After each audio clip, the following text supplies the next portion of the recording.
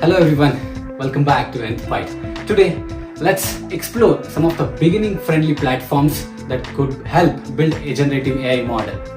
Have you ever wondered or wished you could build AI models without being a coding expert?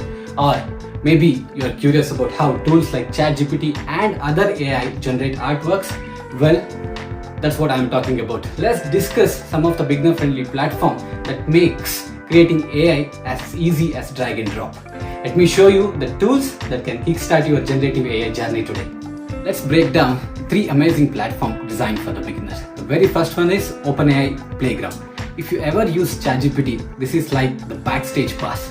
OpenAI Playground lets you experiment with more generative AI by writing prompts and seeing how the model responds. It's perfect for exploring the language-based AI and understanding how input affects the output. And the second one is RunwayML. Want to create videos, images, animation with AI? Then this is the perfect tool for it. It makes it very simple and it has a user-friendly interface, pre-trained models, and even tools for video editing using AI-generated effects. And the last one is Hugging Face. Hugging Face is a treasure trove for both beginners and for pros.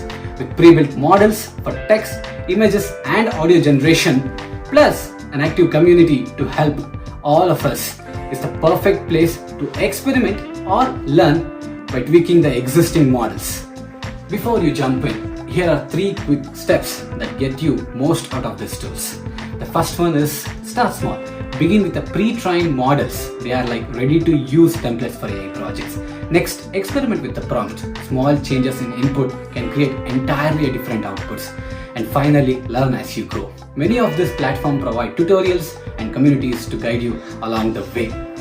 And that's it. With the tools like this OpenAI Playgrounds, RunwayML, and Hugging Face, generative AI is more accessible to everyone than ever.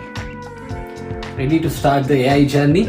If you find this video informative, please like and subscribe. Thanks for watching. See you in the next video.